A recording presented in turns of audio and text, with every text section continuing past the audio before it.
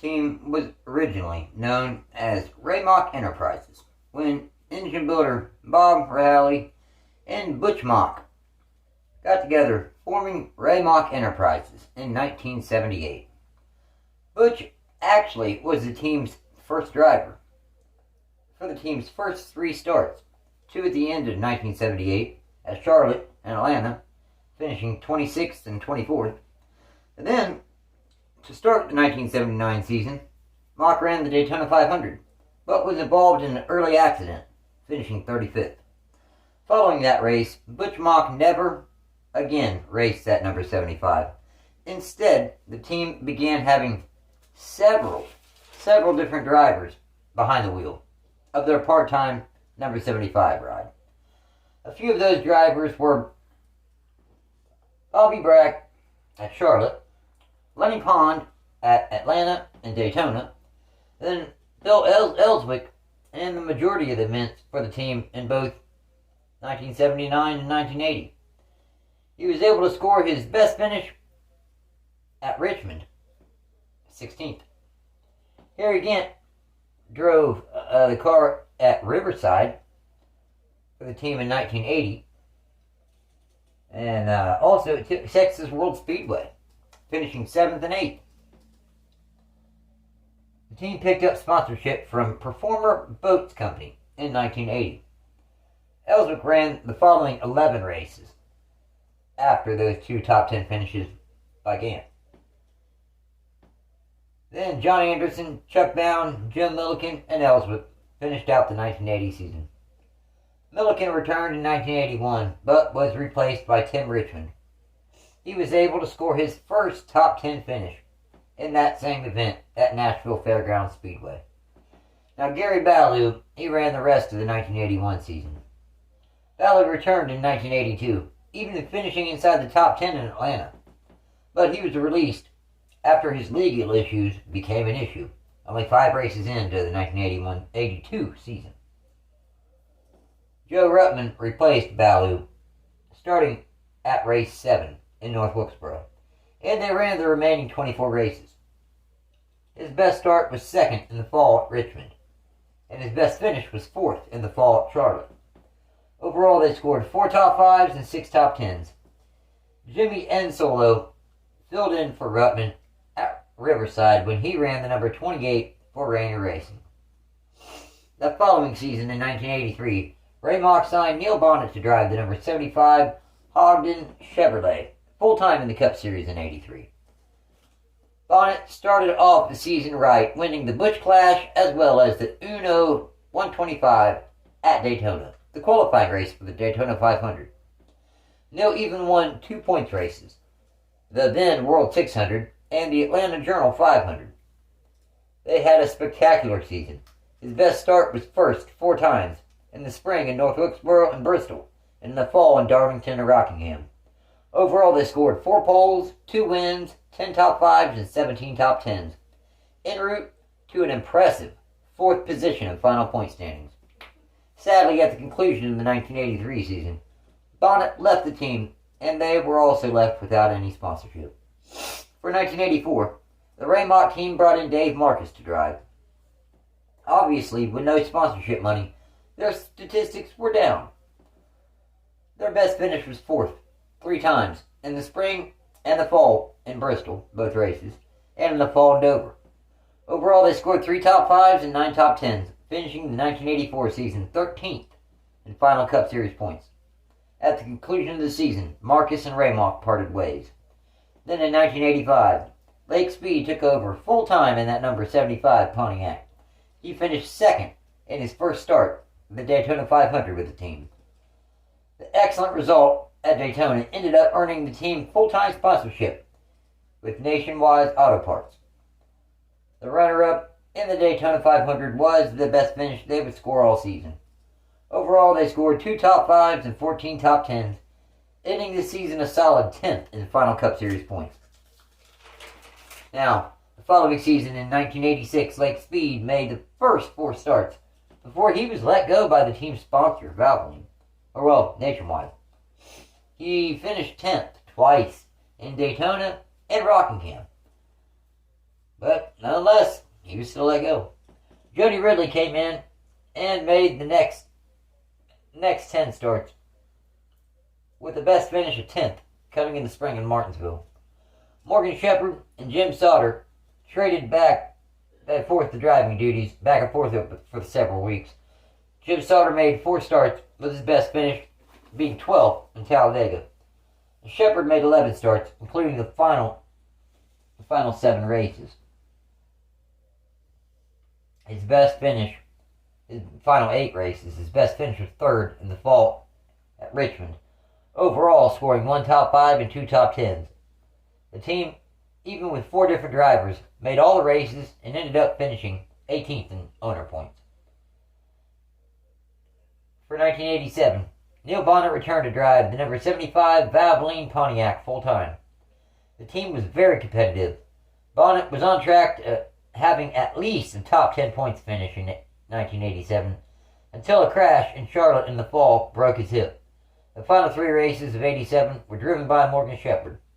Rockingham, Riverside, and Atlanta were the 3 races Shepherd ran, finishing 10th, 7th, and 11th. Bonnett's statistics were 0 poles, 0 wins, 5 top 5s, and 15 top 10s.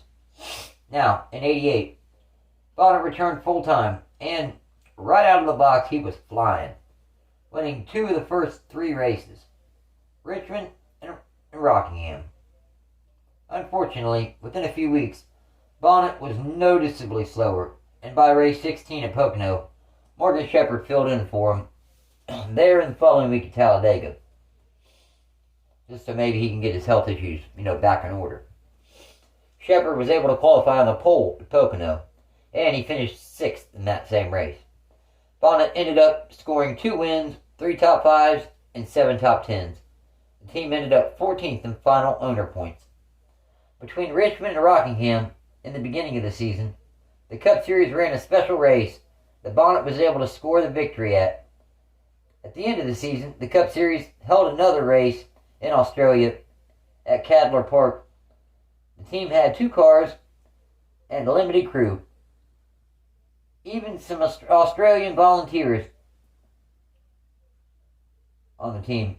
During the pit stops, some for the first time ever on race day.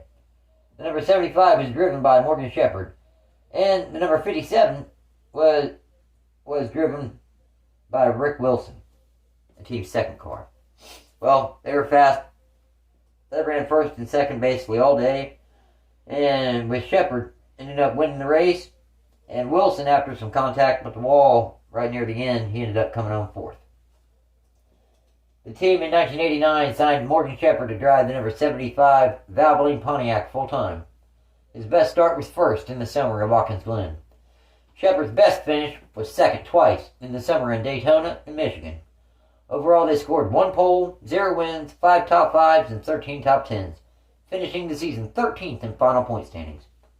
At the conclusion of the 1989 Cup Series season, the team released Shepherd after sponsor Valvoline indicated that if the team found a younger driver, that they would stay and re-sign for the 1990 season. Even though Raymock signed the younger Rick Wilson to drive the number 75 Oldsmobile, Valvoline decided nonetheless to not return to the team. Food Lion and Dinner Bill came on as a partial sponsor. Wilson had a very tough season in 1990. Wilson's best finish was 5th in the spring in Bristol. Overall, they scored 1 top 5 and 3 top 10s, and ended up 23rd in final points. Considering all the struggles and all, Wilson and Raymock agreed to part ways at season's end. That next season, in 1991, the team signed Joe Ruttman to drive full-time in that number 75 Dinner Bell Oldsmobile. Ruttman's best finish was 3rd in the season opener in the Daytona 500. The team didn't have a horrible season. 1 top 5 and 4 top 10s, ending the season 20th in final points. In 1992, Raymock ran the Daytona 500 with Dick Trickle behind the wheel. They would finish 5th. After the race, Bob Rahali chose to retire from NASCAR and go back to what he used to be, an engine builder. Butch Mock went on to form his own team, Butch Mock Motorsports. But there was no 75 in the Cup Series for the remainder of the 92 season. So Butch Motorsports made their debut the following season in 1993. Mock returned with Dick Trickle behind the wheel in the number 75 Carolina Pottery Ford. His best start was 12th in the spring in Atlanta, and his best finish was 14th in the spring in Martinsville. Trickle ran the first 18 races of the season. Then Mock brought in Todd Bodine to drive the remainder of the season. Bodine did D&Q in the fall at Bristol. His best finish was 23rd in North Wilkesboro. Phil Parsons came in and made one start in the season finale in Atlanta, finishing 9th. For 1994, Mock signed Bodine to drive the number 75 Factory Outlet Stores Ford full-time. The team only missed one race, the fall race in North Wilkesboro. Really, for this being Todd's first full-time season in the Cup Series, they didn't do too bad. Bodine's best finish was 3rd at the season finale in Atlanta. Overall, they scored 2 top 5s and 7 top 10s, ending the season 20th in final points. For 1995, Bodine returned to drive the number 75 Factory Outlet Stores Ford. The team just did not have the pace they did in 94. They D&Q'd 3 times, in the spring in Martinsville, then in the fall at Bristol and North Wilkesboro. His best finish was 4th in the spring in Darlington.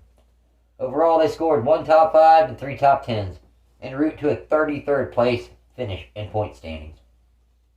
The following season, in 1996, Mock signed Remington Arms to sponsor the number 75 Ford full-time.